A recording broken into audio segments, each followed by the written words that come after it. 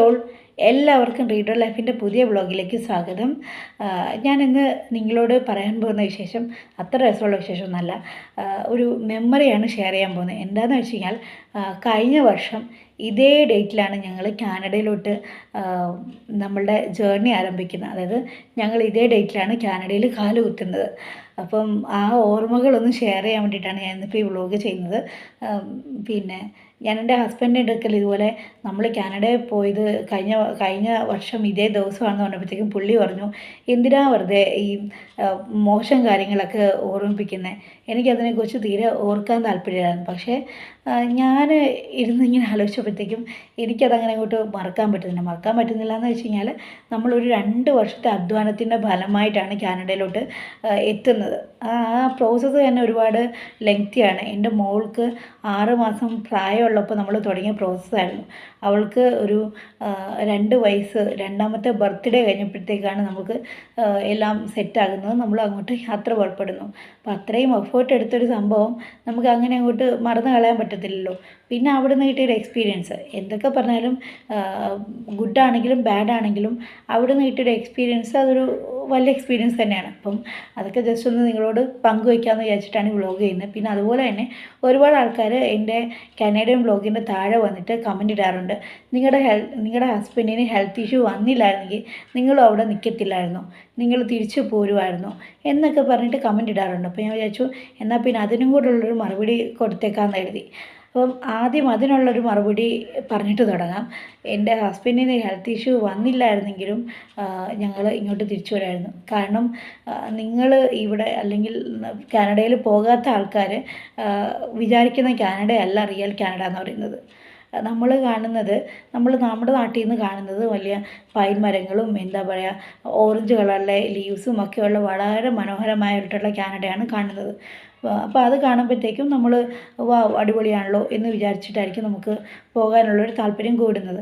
പിന്നെ അതുപോലെ ആൾക്കാർ മഞ്ഞിൽ കളിക്കുന്നതും എന്താ രോമക്കുപ്പായം ഇട്ടിരിക്കുന്നതൊക്കെ കണ്ടിട്ടാണ് നമുക്ക് എക്സൈറ്റ്മെൻറ്റ് കൂടുന്നത്. അപ്പോൾ എനിക്കും അതുപോലെ തന്നെ. ഇപ്പോൾ എൻ്റെ ഒരുപാട് ഫ്രണ്ട്സ് കാനഡയിൽ പോയിട്ടുണ്ട്. നേരത്തെ പോയ ഒരുപാട് ആൾക്കാർ രക്ഷപ്പെട്ടിട്ടുണ്ട്.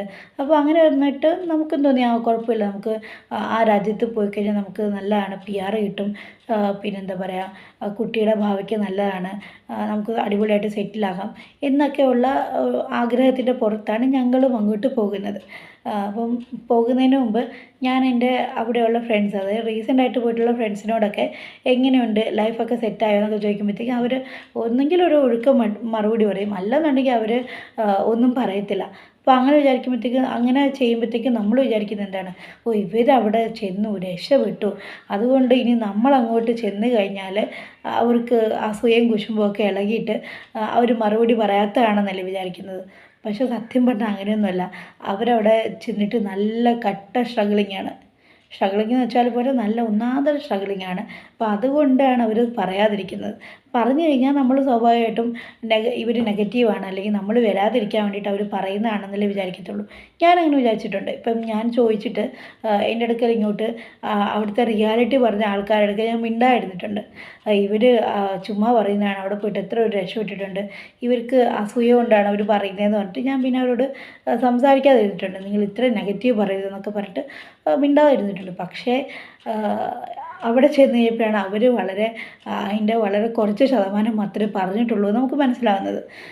ഞാൻ ഈ പറഞ്ഞ പോലെ അവിടെ ചെന്ന് നമ്മൾ ആ സ്ഥലം കാണുമ്പോഴത്തേക്കും നമുക്ക് തുടക്കത്തിലൊക്കെ ഭയങ്കര എക്സൈറ്റ്മെൻറ്റ് തോന്നും. അടിപൊളി, നല്ല തണുപ്പ്, നല്ല രസമുള്ള മരങ്ങൾ, നല്ല പ്രകൃതി രമണീയമായ സ്ഥലം എന്നൊക്കെ തോന്നും. എന്നിട്ട് നമ്മൾ സറി എന്ന് പറഞ്ഞ സ്ഥലത്തോട്ടാണ് ഞങ്ങൾ താമസിക്കാൻ തിരഞ്ഞെടുക്കുന്നത്. സറി എന്ന് വെച്ച് കഴിഞ്ഞാൽ ഇന്ത്യക്കാർ കൂടുതലുള്ള സ്ഥലം, മലയാളികൾ കൂടുതലുള്ള സ്ഥലം, അതാണ് സറി എന്ന് പറയുന്നത്. ശരിക്കും പറഞ്ഞാൽ നമ്മുടെ പെരുമ്പാവൂരെ ബംഗാളി കോളനി ഉണ്ടല്ലോ, അതിൻ്റെ ഒരു മിനി വേർഷനാണ് സറി എന്ന് പറയുന്നത്. അപ്പം സറിയിൽ ചെന്ന് കഴിയുമ്പോഴത്തേക്കും നമുക്കൊരിക്കലും അത് കാനഡയാന്ന് തോന്നത്തില്ല. ക്ലൈമറ്റും ഉണ്ട് ഓക്കെ, പക്ഷേ അതിനപ്പുറത്തേക്ക് അവിടെ ഒരു ഇന്ത്യയിലെ ഏതെങ്കിലും ഒരു സിറ്റിയിലോട്ട് ചെല്ലുന്നു അല്ലെങ്കിൽ നോർത്ത് ഇന്ത്യയിലുള്ളൊരു ടൗണിലോട്ട് ചെല്ലുന്ന ഒരു പ്രതീതിയാണ് നമുക്ക് അവിടെ ചെല്ലുമ്പോൾ തോന്നുന്നത്. നമ്മുടെ കൊച്ചിയൊക്കെ അത് വെച്ച് നോക്കുകയാണെങ്കിൽ ഭയങ്കര ഡെവലപ്ഡാണ്. കൊച്ചിയിലെ റോഡിൻ്റെ കാര്യം ഞാൻ പറയുന്നില്ല, പക്ഷേ അതർവൈസ് കൊച്ചിയൊക്കെ ഈ സറീനെയൊക്കെ അപേക്ഷിച്ച് നോക്കുകയാണെങ്കിൽ എന്തൊരു ഡെവലപ്മെൻറ്റാണെന്ന് എനിക്ക് പറഞ്ഞറിയിക്കാൻ പറ്റത്തില്ല. അത്രയും കിടുവാണ് കൊച്ചിയൊക്കെ. അപ്പം അവിടെ ചെന്ന് നമ്മൾ വളരെ ഒരു കുഞ്ഞൊരു റൂമിൽ താമസിക്കുന്നു. കുഞ്ഞൊരു റൂമിന് തന്നെ നമുക്ക് കൊടുക്കേണ്ടി വന്നത് $1400 നമുക്ക് റെൻറ്റ് കൊടുക്കേണ്ടി വന്നത്. അതൊക്കെ അവിടെ നിൽക്കട്ടെ. അപ്പോൾ എന്നിട്ട് ശരി, ഓക്കെ, കുഴപ്പമില്ല എന്നൊക്കെ പറഞ്ഞിട്ട് നമ്മൾ അവിടെ താമസിക്കാൻ തുടങ്ങുന്നു. എന്നിട്ട് കുറച്ച് കഴിഞ്ഞപ്പോഴാണ് അവിടുത്തെ ഒരു എക്സ്പെൻസിൻ്റെ ഒരു രീതി നമുക്ക് മനസ്സിലാവുന്നത്. നമ്മൾ ഒരു ജോലിയല്ല, ഒരു 2-3 ജോലി ചെയ്താൽ പോലും നമുക്ക് അവിടുത്തെ എക്സ്പെൻസ് മീറ്റ് ചെയ്യാൻ പറ്റത്തില്ല. അത്രയുമാണ് അവിടുത്തെ എക്സ്പെൻസ്. അപ്പോൾ എക്സ്പെൻസ് എന്ന് പറഞ്ഞു കഴിഞ്ഞാൽ വളരെ ചെറിയ കാര്യങ്ങൾ വാങ്ങിക്കാൻ വേണ്ടി പോലും നമുക്ക് ഭയങ്കരമായിട്ടുള്ള പൈസയാണ്. ബ്രിട്ടീഷ് കൊളംബിയ എന്ന് പറഞ്ഞ സ്ഥലത്ത് ഇപ്പോൾ എക്സ്പെൻസ് വളരെ കൂടുതലാണ്. അപ്പോൾ അത് സാധാരണക്കാരായിട്ടുള്ള ആൾക്കാർ നല്ലോണം ബാധിച്ചിട്ടുണ്ട്. ഇപ്പം എൻ്റെ മകൾ, ഇപ്പം ഞാൻ പല വീഡിയോയിലും പറഞ്ഞിട്ടുണ്ട്, അവളൊരു ചോക്ലേറ്റിന് വേണ്ടിയിട്ട് വാശി പിടിച്ചാൽ പോലും നമുക്ക് കൊടുക്കാൻ പറ്റാത്ത അത്ര ദാരിദ്ര്യത്തിലോട്ട് നമ്മൾ കൂപ്പ് കുത്തിപ്പോയിട്ടുണ്ട് അവസാനമായപ്പോഴത്തേക്കും. അത്രയും ഒരാളുടെ വരുമാനം വെച്ചിട്ട് നമുക്കവിടെ ജീവിക്കാൻ പറ്റത്തില്ല. അത്രയ്ക്കും ദാരിദ്ര്യമായിരുന്നു. അത്രയ്ക്ക് ദാരിദ്ര്യം എന്ന് വെച്ച് കഴിഞ്ഞാൽ നമുക്ക് പ്രോപ്പറായിട്ട് ഫുഡ് വാങ്ങിക്കാനില്ല, നമ്മുടെ ഡേ ടു ഡേ ലൈഫ് മുന്നോട്ട് കൊണ്ടുപോകാൻ പറ്റത്തില്ല. അങ്ങനെ അത്ര സ്ട്രഗിളിങ് കൂടെ നമ്മൾ പോയിക്കൊണ്ടിരുന്നത്. ഈ പറയുന്ന സ്ട്രഗിളൊക്കെ കൂടെ ഫേസ് ചെയ്യാൻ പറ്റാതായിട്ടാണ് എൻ്റെ ഹസ്ബൻഡിന് കുറച്ചൊക്കെ ആരോഗ്യ പ്രശ്നങ്ങൾ വന്നത്. ആൾക്ക് ടെൻഷൻ കയറിയിട്ടാണ് ആൾക്ക് ശരിക്കും പറഞ്ഞാൽ ഹെൽത്ത് ഇഷ്യൂസൊക്കെ വന്നത്. എനിക്കാണെങ്കിലും നല്ല ടെൻഷൻ കയറി. കാരണം നമുക്ക് മുന്നോട്ടുള്ള കാര്യങ്ങൾ, അല്ലെങ്കിൽ ഓരോ ദിവസവും നമ്മൾ എങ്ങനെ മുന്നോട്ട് പോകും എന്നുള്ളത് ആലോചിച്ചിട്ട് അതിഭീകരമായിട്ടുള്ള ടെൻഷനായിരുന്നു. അപ്പം അങ്ങനത്തെ ഒരു ടെൻഷൻ പിടിച്ചൊരു ലൈഫിൽ എത്ര കാലം നമുക്ക് ജീവിക്കാൻ പറ്റും? ഓരോ ദിവസവും ഭയങ്കര സ്ട്രഗ്ലിങ്ങാണ്. ആ സ്ട്രഗ്ലിങ് ലൈഫ് എന്ന് തീരും എന്നിട്ട് അറിയത്തുമില്ല. അപ്പോൾ പല ആൾക്കാരും കാനഡയിൽ പോയിട്ട് തിരിച്ചു വരാത്തതിൻ്റെ ഒരു റീസൺ ഇത് തന്നെയാണ്. നമ്മൾ നല്ലപോലെ അവിടെ ഇൻവെസ്റ്റ് ചെയ്ത് കഴിഞ്ഞിട്ട് എങ്ങനെ തിരിച്ചു വരാനാണ്? നാട്ടിൽ തിരിച്ചു വന്നു കഴിഞ്ഞാൽ ഈ പറയുന്നൊന്നും തിരിച്ചുണ്ടാക്കാൻ പറ്റത്തില്ല. അവിടെ നിന്ന് കഴിഞ്ഞാൽ എങ്ങനെയെങ്കിലും ഇതൊക്കെ ഉണ്ടാക്കാം എന്നുള്ളൊരു ഹോപ്പിൻ്റെ പുറത്താണ് പല ആൾക്കാരും അവിടെ നിന്ന് പോകുന്നത്. പക്ഷേ എനിക്ക് ആ ഹോപ്പ് ഉണ്ടായിരുന്നില്ല. എന്ന് വെച്ച് കഴിഞ്ഞാൽ അവിടെ നിന്ന് കഴിഞ്ഞാൽ നമുക്ക് പിന്നെയും ചിലവുകൾ വന്ന് നമ്മൾ അതിഭീകരമായിട്ടുള്ള ഒരു കടബാധ്യതയുടെ ഉള്ളിലോട്ട് കുടുങ്ങി പോകത്തേ ഉള്ളൂ. അല്ലാതെ നമുക്കൊരിക്കലും അത്രയും തിരിച്ചുണ്ടാക്കാൻ പറ്റും എന്നുള്ളൊരു വിശ്വാസം എനിക്ക് നഷ്ടപ്പെട്ടു. പിന്നെ ഈ പറഞ്ഞ മാതിരി നമുക്ക് ആരും ഇല്ല അവിടെ. നമുക്ക് ഫ്രണ്ട്സുണ്ട്, പക്ഷേ ഫ്രണ്ട്സിനാണെങ്കിലും പരിമിതികളുണ്ട്. അവർക്ക് നമ്മളെ അങ്ങനെ ഹെൽപ്പ് ചെയ്യാനൊന്നും പറ്റത്തില്ല. എന്ന് വെച്ച് കഴിഞ്ഞാൽ അവർക്ക് ഇപ്പോൾ ഒരു 1 അവർ നമുക്ക് വേണ്ടിയിട്ട് ഇൻവെസ്റ്റ് ചെയ്ത് കഴിഞ്ഞാൽ അവർക്ക് ആ 1 അവറിൻ്റെ പൈസ അവർക്ക് പോയി കിട്ടും. അവർക്ക് അവരുടെ നിത്യചെലവ് കഴിയാനുള്ള പൈസയാണ് അവർക്ക് അവിടെ പോകുന്നത്. അപ്പോൾ അങ്ങനെ വരുമ്പോഴത്തേക്കും ആരുടെയും കുറ്റമോ കുറവോ ഒന്നുമല്ല, അവരുടെ നിവർത്തികേട് കൊണ്ട് അവർക്ക് നമ്മളുടെ അടുക്കൽ വരാനോ ഒന്നും പറ്റത്തില്ല. അപ്പോൾ അങ്ങനെ ഒരു അതിഭീകരമായിട്ടുള്ള ടെൻഷൻ അടിച്ചുള്ള സിറ്റുവേഷനിൽ എനിക്ക് ജീവിക്കാൻ താല്പര്യം ഉണ്ടായിരുന്നില്ല. ചിലപ്പം എൻ്റെ ഹസ്ബൻഡിന് ഹെൽത്ത് ഇഷ്യൂ ഉണ്ടായിരുന്നില്ല എങ്കിൽ ഞാൻ ചിലപ്പോൾ കോഴ്സ് കംപ്ലീറ്റ് ചെയ്യാൻ വേണ്ടിയിട്ട് നിന്നേനും. പക്ഷേ അതിനപ്പുറത്തേക്ക് ഒരിക്കലും അവിടെ സ്ഥിരമായിട്ട് താമസിക്കാനുള്ളൊരു ഇൻറ്റൻഷൻ എനിക്കൊരിക്കലും ഉണ്ടായിരുന്നില്ല. സത്യമായിട്ട് പറയുകയാണ്, എനിക്ക് അങ്ങനൊരു ആ ഒരു മോഹം എനിക്കൊരു 1-2 മാസത്തിനുള്ളിൽ തന്നെ എനിക്ക് തീർന്നുപോയി. എങ്ങനെയെങ്കിലും നാട്ടിൽ തിരിച്ചു വരാമെന്നുള്ളൊരു ഒരു മനോനിലയിലോട്ട് നമ്മൾ തിരിച്ചു വന്നു. ഒന്നുമില്ലെങ്കിലും നമ്മുടെ നാടാണ്. ഇപ്പം ബന്ധുക്കളൊന്നും സഹകരിക്കുന്നില്ല, അല്ലെങ്കിൽ ആരും സഹകരിക്കുന്നില്ലെങ്കിൽ പോലും ഇത് നമ്മുടെ നാടാണ്. നമ്മുടെ നാട്ടിൽ ഏതെങ്കിലും പരിചയക്കാരെ കിട്ടും. അറ്റ്ലീസ്റ്റ് നമ്മൾ വണ്ടി ഇടിച്ച് റോഡിൽ കിടന്നാൽ പോലും ആരെങ്കിലും നമ്മളെ എടുത്ത് ഹോസ്പിറ്റലിൽ കൊണ്ടുപോകും. അല്ലെങ്കിൽ നമുക്ക് ഈ പറയുന്ന മാതിരി റേഷൻ കടയിൽ പോയി കഴിഞ്ഞാൽ നമുക്ക് കഴിക്കാനുള്ള സാധനങ്ങൾ വാങ്ങിക്കാൻ പറ്റും. ഇപ്പോൾ അവിടെ ഫുഡ് ബാങ്കൊക്കെ ഇല്ലയെന്ന് വെച്ച് കഴിഞ്ഞാൽ ഫുഡ് ബാങ്കൊക്കെ ഉണ്ട്. പക്ഷേ അവിടെയെന്ന് വെച്ച് കഴിഞ്ഞാൽ ഫുഡ് ബാങ്കിൽ നിന്ന് അവർ തരുന്ന സാധനം നമുക്ക് അങ്ങനെ ചോയ്സ് ഒന്നുമില്ല. അവർ ചിലപ്പോൾ നല്ല സാധനം തന്നേക്കാം, ചിലപ്പോൾ അവർ പൂത്ത് വൃത്തികേടായ സാധനങ്ങൾ തന്നേക്കാം. അത് നമ്മൾ വീട്ടിലെടുത്തുകൊണ്ട് പോകാമെന്നുള്ളത് മാത്രമേ നമുക്ക് നിവർത്തിയുള്ളൂ. അല്ലാതെ നമുക്ക് വേറെ ഓപ്ഷൻസ് ഒന്നുമില്ല. ഇവിടെയെന്ന് വെച്ച് കഴിഞ്ഞാൽ ഈ പറഞ്ഞ മാതിരി നമുക്ക് ജനകീയ ഹോട്ടലെങ്കിലും ഉണ്ട്. നമുക്ക് 20 രൂപ കൊടുത്തു കഴിഞ്ഞാൽ നമുക്ക് ഭക്ഷണം കഴിക്കാൻ നമുക്ക് ജനകീയ ഹോട്ടലെങ്കിലും ഉണ്ട്. അവിടെ അങ്ങനെയില്ല. അവിടെ നല്ല സ്ട്രഗിളാണ്. നല്ല സ്ട്രഗിളെന്ന് വെച്ച് കഴിഞ്ഞാൽ ഇവിടെ അത്യാവശ്യം കുഴപ്പമില്ലാതെ ജീവിച്ചിട്ട് ഒരാൾ അങ്ങോട്ട് ചെന്ന് കഴിഞ്ഞാൽ അവർക്കവിടെ നല്ല ബുദ്ധിമുട്ടായിരിക്കും. നല്ല ബുദ്ധിമുട്ടെന്ന് വെച്ച് കഴിഞ്ഞാൽ നല്ല ബുദ്ധിമുട്ടായിരിക്കും. ഇപ്പം നമ്മൾക്ക് ഇവിടെ ഇപ്പം എനിക്ക് ജോലിയില്ല, ഹസ്ബൻഡിനുള്ളത് വലിയ ജോലിയൊന്നുമല്ല, ഒരു മീഡിയം തരക്കേടില്ലാത്തൊരു ജോലിയാണ് പുള്ളിക്കുള്ളത്. എന്നിട്ട് പോലും നമുക്കിവിടെ നല്ല സമാധാനമുണ്ട്. ഇപ്പോൾ ഞാൻ എൻ്റെ റൈറ്റ് ബോർഡ് എന്ന് പറയുന്ന സ്ഥാപനം അതിൻ്റെ ഗ്രോയിങ് സ്റ്റേജാണ്. ഇപ്പോൾ ഗ്രോയിങ് സ്റ്റേജ് എന്ന് പറയുമ്പോഴത്തേക്കും അതിൽ പ്രോഫിറ്റ് ലോസ് അതൊന്നും പറയാറായിട്ടില്ല. അപ്പം അതിനുള്ളൊരു എഫേർട്ടുണ്ട്. ഞാനിപ്പോൾ എൻ്റെ ജോലി പൂർണ്ണമായിട്ടും വിട്ടു. എന്നിരുന്നാൽ പോലും നമുക്ക് നമ്മുടെ കാര്യങ്ങളൊക്കെ മുന്നോട്ട് പോകുന്നുണ്ട്. ഇനി എന്ത് എന്നുള്ളൊരു ക്വസ്റ്റ്യൻ മാർക്ക് അവിടെ വരുന്നില്ല. നമ്മൾ ഈ സ്ഥാപനം റെഡിയാക്കി എടുത്തു കഴിഞ്ഞാൽ നമ്മുടെ കടവും കടപ്പാടും ഒക്കെ ഒരു 5 വർഷത്തിനുള്ളിൽ അല്ലെങ്കിൽ ഒരു 6 വർഷത്തിനുള്ളിൽ തീരും എന്നുള്ളൊരു കോൺഫിഡൻസ് അല്ലെങ്കിൽ ഹോപ്പെങ്കിലും നമുക്ക് നമ്മുടെ മുമ്പിലുണ്ട്. പക്ഷേ അവിടെ കാനഡയിലാണെങ്കിൽ അങ്ങനെ ഒരു ഹോപ്പിൻ്റെ ഒരു തരി പോലും നമ്മുടെ മനസ്സിലുണ്ടാകത്തില്ല. രക്ഷപ്പെട്ട ആൾക്കാരുണ്ട്, ഇല്ലെന്നല്ല. പക്ഷേ ഇപ്പം അവിടെ പോകുന്ന ആൾക്കാരെ സംബന്ധിച്ചിട്ട് സ്ട്രഗിൾ എന്ന് പറയുന്നത് 100 ഇരട്ടിയാണ്.